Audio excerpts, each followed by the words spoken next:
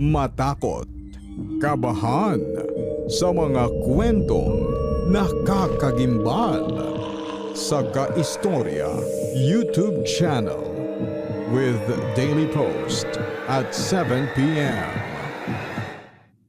Dito sa Papa Dudut Stories, ikaw ay hindi nag-iisa.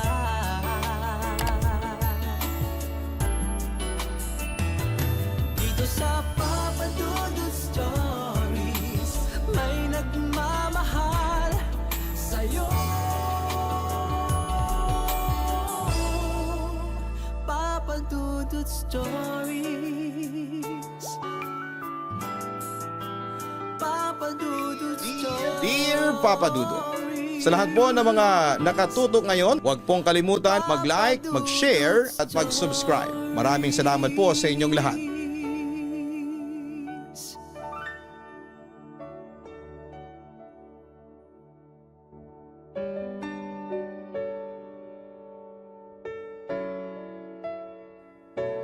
Pagbabakasyon o pagliliwaliw sa isang bagong lugar ang isa sa mga hilig gawin ng ilang mga individual upang makapaglaan ng oras sa kanilang mga kaibigan o mahal sa buhay dahil na din sa pagiging abala sa mga kanya-kanya nilang gawain. Ito ang kanilang paraan upang makabawi sa mga nawalang panahon na hindi sila nagkakasama. Ngunit paano kung ang akala mong bakasyon na akala nyo ay magsisilbing masayang kaganapan ay magkaroon ng kabaligtaran na resulta? Dear Papa Dudut, hello po, ako nga pala si Amira, hindi ko tunay na pangalan. Naninirahan dito sa Quezon City at kasalukuyan ding naghahanap buhay bilang isang corporate worker. Bukod po sa aking trabaho ay meron din po akong business kung saan ay kasosyo ko dito ang aking mga matatalik na kaibigan mula pa nung ako ay kolehiyo.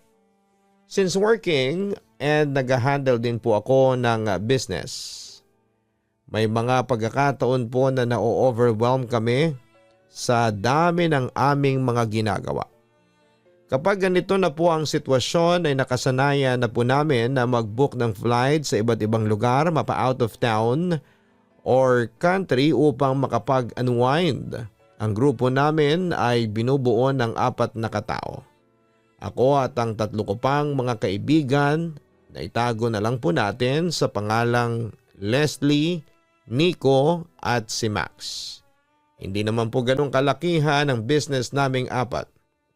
But I can say na successful naman siya and it can provide for us. Sa totoo lang po ay nagdalawang isip pa ako nung una kung ibabahagi ko po ba sa inyo ang aming karanasan dahil hindi naman siya dito sa ating bansa nangyari, kundi sa ibang lugar. Isa pa ay napaka-traumatic din po ng naging karanasan naming magkakaibigan sa lugar na yon. Kaya as much as possible ay gusto na rin po namin talagang makalimot but to spread awareness lamang po. Lalo na sa mga tulad naming tila pinagtatawanan lamang ang mga bagay na akala po namin ay walang katotohanan, ay napagpasyahan po namin na sumulat na rin po sa inyo. Alam ko po na marami sa inyong tagapakinig ang makakarelate sa akin dahil na nga din sa karamihan po sa mga napakinggan ko sa inyong programa ay ganito din po ang hobby to relieve some stress from work or studies. Tulad nga po ng aking nabanggit ay mahilig kaming magkakaibigan na gumala sa tuwing pakiramdam namin ay sobrang bigat na ng aming mga responsibility as an individual and business owners. Kaya naman dumating kami sa punto na nagkasundo kaming 4 na pumunta ng Thailand upang doon naman mag-unwind at mag-try na din ng mga nakikita naming mga ginagawa ng mga nagbabakasyon doon. Agad kaming nag-book ng flight at nang makasigurado na kami na okay na ang lahat, ay saka kami naghanap ng maaari naming tuluyan doon. Pinili naming 4 na magpa-reserve ng isang cabin na located sa gubat since gusto sana namin ay tahimik lamang ang ambience kung saan ay marerelax talaga kami. Pinili din namin na medyo malapit ito sa isang shrine dahil balak naming bumisita din sa ganitong lugar dahil ayon sa mga nakikita namin ay isa daw po ito sa mga must try na gawain kapag nasa Thailand ka. Nang makasecure na rin kami ng lugar na aming tutuluyan, ay agad-agad na kaming naghanda ng aming mga kakailanganin doon. Siyempre medyo excited din kami dahil first time lang din kaming makakapunta dito. Inayos na din namin ang mga itinerary namin dahil DIY lang naman ang lakad namin. Mas gusto kasi namin na hawak namin ang oras na ginugugol namin sa lugar na yon. Minsan kasi, pag may mga tour ay limited time lang ang pwede naming ilaan. Medyo mahilig din kasi kaming kumuha ng litrato kaya naman nagtagal talaga kami sa isang lugar. Pagdating namin ng araw ng aming pag-alis ay naging smooth naman ang aming biyahe. Mula sa airport hanggang sa lugar kung saan ay matatagpuan ang aming nirentahang cabin. Marami din na marunong mag-Ingles sa lugar na yon, kaya naman hindi kami nahirapang makipag-usap sa kanila. Pagdating doon ay medyo eerie lang ang datingan sa lugar since mapuno doon at medyo malayo talaga siya sa mga kabahayan. Ayon sa mga naghatid sa amin ay may usap-usapan daw sa lugar na yon na may nagpapakitang kakaibang elemento at may malapit daw na nakatira doon na witch kaya mag-iingat daw kami.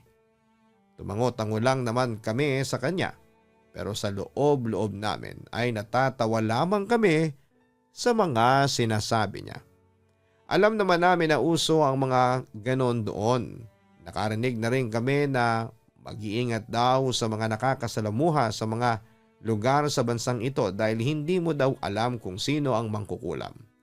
Iba pa naman daw ang kapangyarihan ng mga ito kumpara sa mga normal na mangkukulam na napapabalita sa Pilipinas. Hindi naman kami naniniwala sa ganong mga bagay. Dahil kung totoong may ganon nga bakit wala pa naman kaming nabalitaan na nabiktima nito, hindi ba? Tulad sa atin, isa lamang hearsay ang ganitong uri ng mga kwento. Pagpasok namin sa cabin ay namangha naman kami sa ganda nito. Kompleto na rin ang mga gamit at mga kailangan namin. Inayos muna namin ang aming mga gamit. Magkasama kami ni Leslie sa kwarto upang si Max at Nico naman ay sa kabilang kwarto. Nagpasya kaming magpahinga muna bago lumabas upang simulan ang aming paglilibot sa lugar. Medyo maaga pa din naman noon kaya may panahon pa para makatulog. Nang magising kami ay nag-ayos namang muli kami upang pumunta muna sa bayan at mamili ng aming mga maaaring makain. Habang nandun kami ay manghang-mangha talaga kami sa aming mga nakikita at nakakatuwa lang din papadudot ang pagiging friendly ng mga tao doon. Marami din silang mga inalok na pagkain sa amin. Ang iba ay nagustuhan naman namin. Pero may iba na parang hindi bet ng aming panlasa. Nadaan din kami sa lugar kung saan ay may nagtitinda ng mga street foods. Totoo pala talaga na may mga exotic silang mga pagkain na tinitinda dito na hindi naman natin normal na nakikita sa ating bansa. Hindi naman sa pag-iinarte pero hindi talaga namin kayang kainin ang mga yon kahit pa ang isa sa mga yon ang pinagmamalaki nilang delicacies doon. Matapos naming mamili ay nagpasya kaming dumaan sa shrine na malapit lamang sa aming tinutuluyan. Marami din kaming mga kasabayang turista doon at may ilang mga taga roon na nakaabang lamang sa hagdan at tila may mga binebentang mga kung ano-anong mga bagay. Medyo mahaba ang pila papasok doon sa shrine. Kaya naman habang nakapila sila Nico at Max ay naglibot muna kami ni Leslie. Marami kaming nakikitang mga magagandang souvenir doon. Kaya naman napadami din ang aming bili. Habang abala kami ni Leslie sa paglilibot ay may isang babaeng tendera doon na lapit ng lapit sa amin at inaalok ang bulaklak na kanyang dala. Alam niyo yung parang mga pakwintas na bulaklak. Ganon ang kanyang binibenta. Maganda naman sana po ito pero hindi kami interesado na bumili sa kanya dahil may allergy sa pollen si Leslie. Ngunit sadyang makulit ang tinderang ito na marahil ay nasa 30s na din at panay ang sunod sa amin. Nakikita kong nangangamot na si Leslie sa kanyang ilong Palatandaan na naapektuhan na siya ng hawak ng tinderang nakasunod sa amin. Malumanay ko namang kinausap ang babae na hindi kami interesado sa kanyang paninda dahil hindi pwede dito ang aking kaibigan ngunit hindi ata ito nakakaintindi ng salitang Ingles. Kaya naman hindi niya naunawaan ang nais kong ipabatid. Marahil dala na rin ang kanyang nararamdaman ay nainis na hinarap ni Leslie ang babae at medyo nasigawan niya ito. Napatingin pa nga sa amin ang ilang mga tao doon at nakita ko na tila napahiya din ang nakasunod na babae sa amin. Hihingi sana ako ng sorry sa tenderang yon ngunit hinila na ako ni Leslie. Sabay bangga pa niya sa tenderang ito. Nilingon ko pa ang babae at nakita ko ang matiim na tingin nito, lalo na kay Leslie. Bumulong-bulong pa ito na hindi ko naman marinig kung ano dahil malayo na kami dito. Pinagsabihan ko naman si Leslie na hindi niya dapat ginawa yon kahit pa nga makulit pa ito. Iba din kasi talaga ang ugali nitong kaibigan ko kapag naiinis. Lumalabas ang pagiging maldita. Gayunpaman alam ko na hindi pa din tama ang kanyang ginawa, lalo pa nga at dayo lamang kami doon. Inismeran lang naman ako ni Leslie at sinabing kasalanan naman ito ng babaeng yon dahil hindi siya marunong makaintindi at tila nananadya pang inisin siya. Napabuntong hininga na lamang ako sa sinabi niyang ito at tinungo na ang lugar kung nasaan sila Nico at Max. Medyo malapit na din naman kami kaya naman hindi na din kami umalis doon. Nang makarating kami doon ay tahimik kaming nagdasal at nag-iwan ng alay. Matapos naming magdasal doon ay umalis na rin kaagad kami at buwaba na. Malapit na kami sa pinakababa nang mapansin namin ang isang babae sa gitna nito. Nakatayo lamang ito at nakatingin sa amin at nagtataka naman sila Nico at Max kung sino ang babaeng yon dahil talagang titig na titig ito sa amin. Nang medyo malapit na kami sa kanya ay doon ko ito namukhaan. Ito yung babaeng tindera na nasigawan ni Leslie kanina.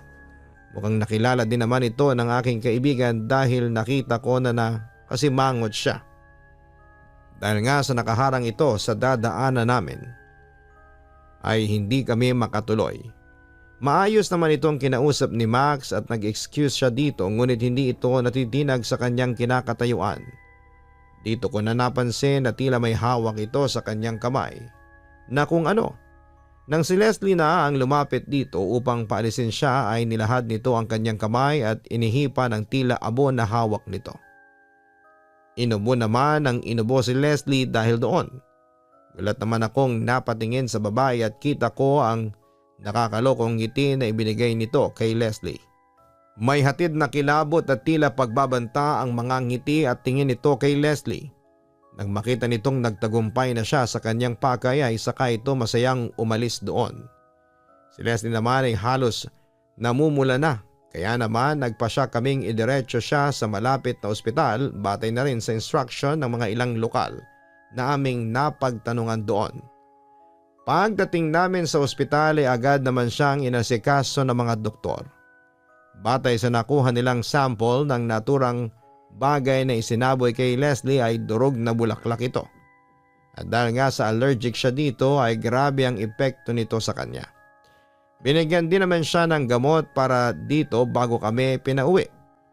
Pagbalik namin sa cabin ay pinagpahinga naman siya. Nagtanong naman sa akin ang dalawa naming kaibigan kung sino daw ba ang babaeng yon na humarang sa amin.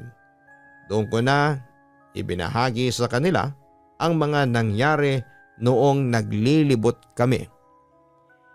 Napahilot naman sa kanyang sentido si Nico. Sinabi nito na dapat ay kinontrol ni Leslie ang kanyang sarili dahil wala kami sa Pilipinas at hindi niya pa alam ang ugali ng mga tao doon. Baka mamaya ay mapahamak pa kami dahil sa ginawa nito. Sinabi ko na lamang na tapos na rin naman ang mga nangyari. Nangyari na ang dapat na mangyari. Kaya naman wala nang magagawa na sisihan. Napabuntong hininga na lamang sila bago tumayo upang mag-asikaso ng aming kakainin para sa gabing yon. Ako naman ay sinilip ko si Leslie sa kwarto. Tulog na tulog ito at mukhang okay naman Maliban sa pangingitim ng paligid ng mata nito, dala na nga din ang kanyang allergic reaction. Bumalik na lamang ako sa sala at nagbukas na lamang ng telebisyon. Nagkataon naman na horror ang palabas doon na isa sa mga paborito kong genre. Nalibang at masyado akong nahook sa panonood. Kaya naman nang biglang may kumatok sa may bintana ng aming cabin ay bigla akong napapitlag. Nang medyo nakabawi na ako sa aking pagkagulat ay nagtataka kong inaninag kung sino ang weird na taong yon na kakakatok lamang sa bintana. Nang hindi ko ito masilayan ay lumapit ako dito at sumilip nang hindi ito binubuksan. Abala ako sa pagsilip dito nang walang ano-ano ay biglang may bumanggang kung ano sa bintana dahilan upang mapasigaw ako. Agad namang lumabas sila Nico at Max sa kusina upang tingnan ang sitwasyon. Sinabi ko naman sa kanila ang naganap at agad namang lumabas ang mga ito. Hinintay ko na lamang sila sa loob dahil yon na din ang bilin nila sa akin. Ilang saglit pa ay bumalik na sila na may daladalang isang patay na ibon.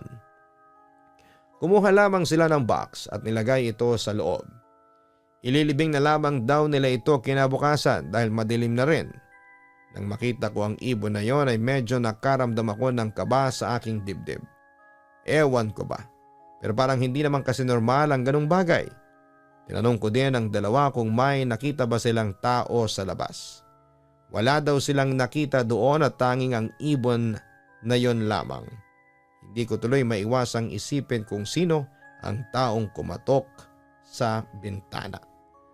Ayoko na din namang mag-isip pa ng kung ano-ano. Kaya naman hindi ko na yon masyado pang inisip. Bumalik na ang dalawa kong kaibigan sa kanilang ginagawa habang ako naman ay bumalik na lang din sa panonood. Hindi ko na rin naman maintindihan ang pinapanood ko dahil medyo lutang pa ako sa mga naging kaganapan. Unang araw pa lamang namin doon ngunit parang ang dami ng mga nangyari. Natauhan lamang ako sa aking pag-iisip nang biglang lumabas ng kwarto si Leslie. Suray-suray pa ito at tila pagod na pagod. Nilapitan ko naman siya agad upang alalayan patungo sa may sofa. Tahimik lamang siyang naupo at sumandal habang blankong nakatingin sa kawalan. Tinanong ko siya kung ayos lamang ba siya at kung kumusta na ang kanyang pakiramdam. Ngunit hindi siya nagsasalita. Nakatitig lamang ito ng diretsyo sa kung saan. Pakiramdam ko noon ay hindi normal ang kanyang kinikilos kaya naman sinubukan ko ulit siyang kausapin. Ngunit tulad nung una ay wala akong nakuhang anumang sagot sa kanya. Dahil kinakabahan na talaga ako sa kanyang kinikilos, ay paulit-ulit ko siyang tinawag at tinanong. Sa huling beses na pagtawag ko sa kanya ay doon na siya biglang lumingon sa akin na para bang nagagalit ito. Umaangel din siya at gumagawa ng tunog na parang sa isang aso. Napatayo naman ako at napalayo sa kanya dahil parang ang kaharap ko ngayon ay hindi ang aking kaibigan kundi ibang tao na hindi ko kilala. Agad kong pasigaw na tinawag ang dalawang kaibigan namin upang tawagin ang kanilang pansin. Nainis naman silang lumabas sa kusina at nagrereklamo pa na hindi na sila matapos sa kanilang ginagawa. Ngunit nang mapansin nila si Leslie na parang wala sa sarili ay napalitan ito ng pag-aalala at takot. Katulad ko ay mahinahon nilang tinawag si Leslie ngunit tanging angil lamang ang sagot nito sa amin. Tumayo pa ito at malalim ang paghinga. Natatakot na kami dahil naglalaway na rin siya at parang wala na sa kanyang sarili. Bagaman at kinakabahan kami ay kinausap ako ni Nico na kailangan naming maibalik sa loob ng kwarto si Leslie at doon muna ito panatilihin. Inutusan ako ng dalawa na libangin ito habang sila ay lalapit upang mahawakan ito at madala sa kwarto. Tulad ng plano ay kinausap ko si Leslie kahit pa nga alam kong wala akong makukuhang sagot dito. Hindi ko siya tinigilang kausapin hanggang sa malapitan siya nila Nico at Max. Ang mga hawakan na ng dalawa si Leslie nang bigla itong tumakbo patungo sa akin at talunin ako nito dahilan upang matumba ako. Madaganan ito at atakihin ang sunod-sunod na kalmot. Nasalag ko naman ang ginagawa niyang pangangalmot sa akin Dahil ang mga braso ang ginamit kong pangharang ay eto ang napuno ng gasgas mula sa mahabang kuko ng aking kaibigan. Agad naman siyang inilayo sa akin ng dalawa ko pang kaibigan. Nang mahawakan na nila ito ay agad akong tumayo at binuksan ang pintuan ng aming kwarto. Agad nilang ipinasok si Leslie doon at mabilis ding sinarado ang pintuan. Malalakas sa sigaw ang umalingaw-ngaw sa aming kwarto. Dahil na rin sa pagwawala at pagpupumilit kumawala ng aming kaibigan. Nang kumalma naman ito ay panay ang katok nito sa pintuan. 3 mahihinang katok kada 10 minuto. Knock knock knock, ito ang ingay na pumailan lang sa tahimik na gabing yon. Naiiyak na ako ng mga panahong ito dahil hindi ko na rin alam kung ano ang mga nangyayari. Hindi ko po akalain na sa unang araw ng aming bakasyon ay makakaranas kami ng ganitong hindi maipaliwanag na karanasan. Hindi na kami nakakain ng gabing yon. Sino ba naman kasi ang gaganahang kumain kung alam mo nang isa sa iyong kaibigan ay tila nawawala na sa sarili sa hindi malamang kadahilanan. Magkakatabi kaming 3 ni Nico sa may sala at nakaupo lamang habang nakatulala sa kawalan.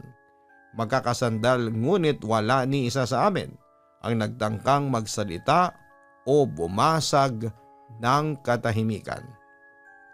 Marahil ay pare-parehas kami ng iniisip ano ang nangyari kay Leslie at bakit ito nagkakaganoon.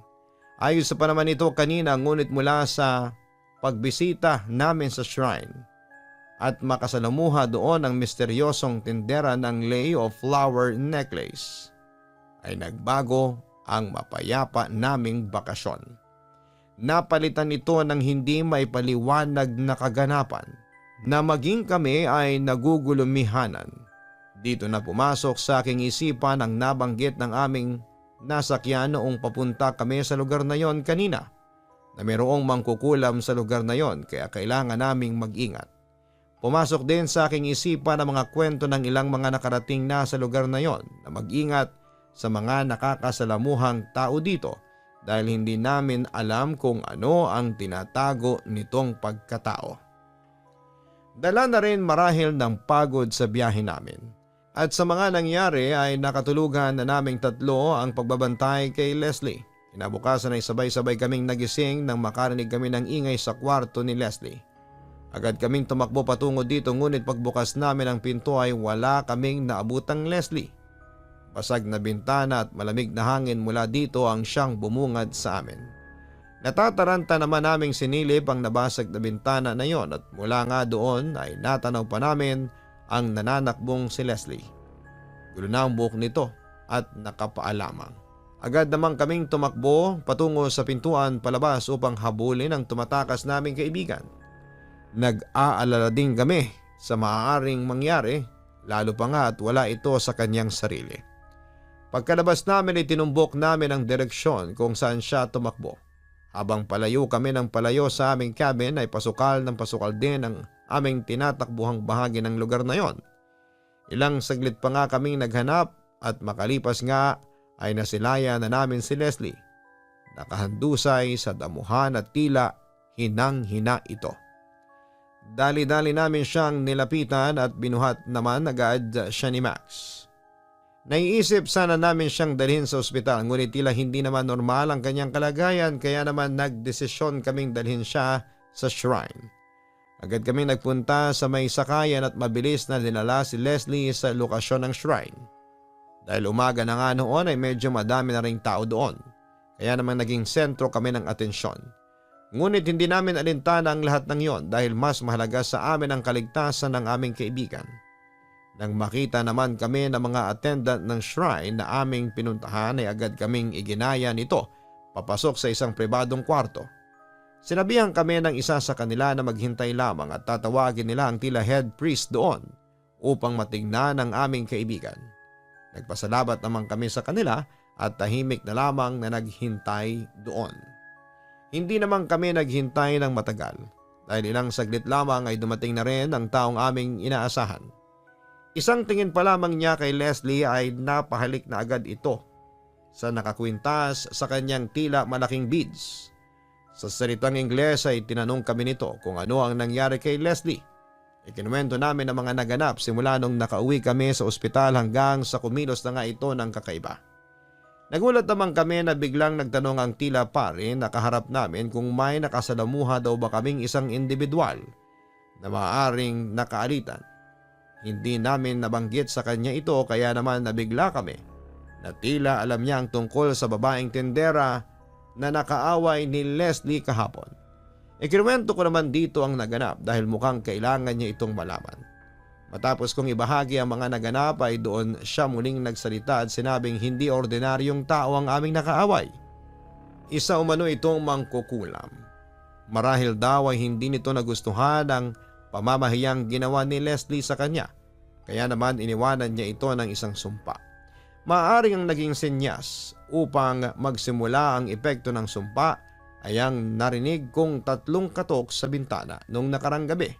Kaya naman noong nakulong si Leslie sa kwarto ay eto din ang paulit-ulit niyang ginagawa. Matapos ng mahabang paliwanag ay inihiga nila si Leslie sa sahig. Doon ay paupo siyang pinalibutan ng mga tila alalay ng paring yon. May binigkas silang dasal.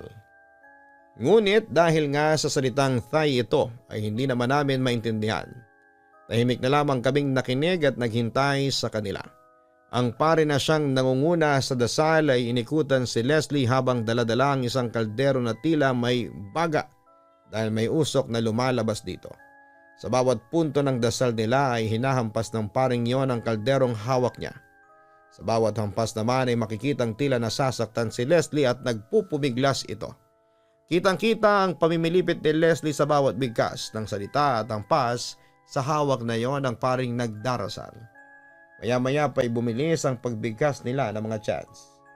Dito na naghihiyaw si Leslie at nagsalita ng hindi namin maintindihang salita.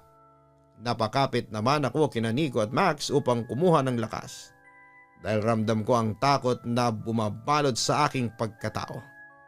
Nanlamig din ang kanilang mga kamay tulad ko ay natatakot din ang mga ito dahil hindi namin alam ang posibleng mangyari kay Leslie. Matapos nito, ngunit lahat kami ay umaasa na magiging maayos ang lahat at mapapagaling siya ng kung anumang ritual na kanilang ginagawa. Ilang saglit pa ay humupa na ang pagwawala ni Leslie. Dito na siya nilapitan ng paring yon at may dinikit na parang papel sa kanyang noo. Kinausap nito si Leslie ngunit matatalim na tingin lamang ang ibinato ng aming kaibigan sa kanya. Hinawakan nito at diniin ang papel na nakadikit sa noon ni Leslie. Dahil upang mapahiyaw muli si Leslie, nagpatuloy ang pagdarasal nila hanggang sa parang nasusukang yumuko ang aming kaibigan. Matapos ang 3 mabibilis na hampas sa hawak na kaldero ng paring yon ay biglang may sinukang mga abo si Leslie. Matapos niyang maisukang lahat ng iyon ay natigil din ang kanyang pagwawala. Dito na tumigil ang pagdarasal ng mga tao doon at nagsitayuan na sila. Lumapit naman sa amin ang pare at sinabi nitong natanggal na nila ang sumpa na nilagay kay Leslie. Pinayuhan kami nito na umalis na kaagad kami sa lugar na yon upang hindi na kami mabalikan ng sinumang gumawa ng bagay na yon sa aming kaibigan. Tinanguan lamang namin siya bago lumapit sa aming kaibigan at nakita namin na nalimpungatan na siya at nanghihinang tumayo sa kanyang pagkakahiga. Agad naman namin siyang inalalayan at tinanong kung ano ang kanyang nararamdaman. Nang may masmasa na si Leslie ay nagtaka pa ito kung ano ang kanyang ginagawa sa lugar na yon. Ang huli daw niyang naaalala ay nasa kwarto siya tapos ay nakarinig siya ng 3 mahihinang katok sa bintana ng aming cabin. Nang silipin daw niya ito ay parang may malakas na hangin na tumama sa kanya pagkatapos noon ay wala na siyang maalala pa. Ikinuwento naman namin sa kanya ang lahat ng mga nangyari. Gulat na gulat ito at todo hingi ng sorry sa amin dahil nakita niya ang mga kalmot na kanyang ginawa. Matapos naming mag-usap ay nagpasya na kaming bumalik sa cabin upang ayusin ang aming mga gamit. Nagpabook agad kami ng flight pabalik sa Pilipinas. Tulad ng bilin ng paring tumulong sa amin ay nagpasya na kaming umuwi na lamang dahil hindi na din naman kayang manatili pa sa lugar na yon. Mabuti na nga lamang at may available pang flight kahit na magkahiwalay kami ng upuan. Agad naming nilisan ang lugar na yon at nangako na hindi na muling babalik pa dito. Ito na ang una at huling bibisita kami kahit pa sabihing maganda ang lugar na ito. Nakakatroma sa part namin ang mga naganap sa loob ng halos 2 araw lamang ng pananatili namin dito. Pagkabalik namin sa Pinas ay wala nang sino man sa amin ang nagbanggit pa sa pangyayaring yon. Hanggang ngayon ay sariwa pa rin sa amin ang alaalang yon.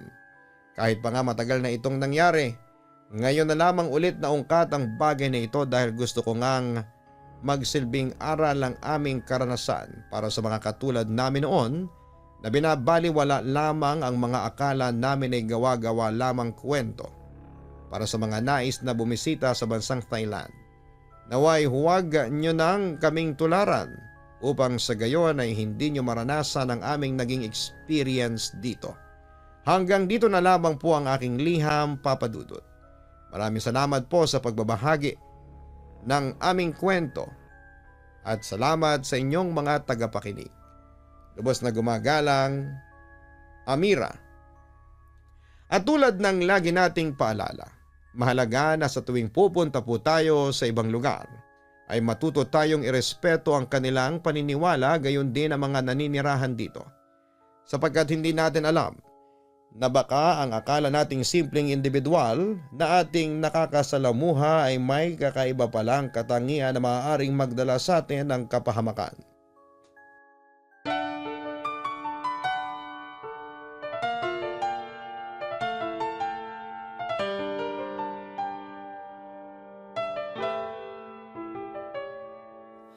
Ang buhay ay mahiwaga, laging may lungkot at saya. Sa Papa Dudut Stories, laging may karamay ka.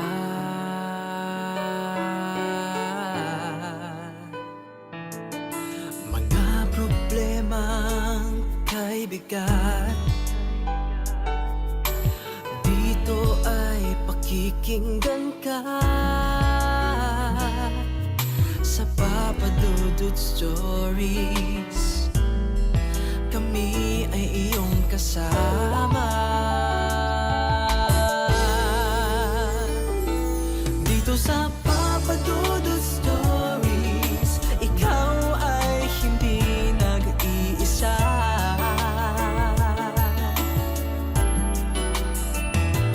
Dito sa Papa Dudut Stories, may nagmamahal sa'yo. Papa Dudut Stories, Papa Dudut Stories, Papa Dudut Stories.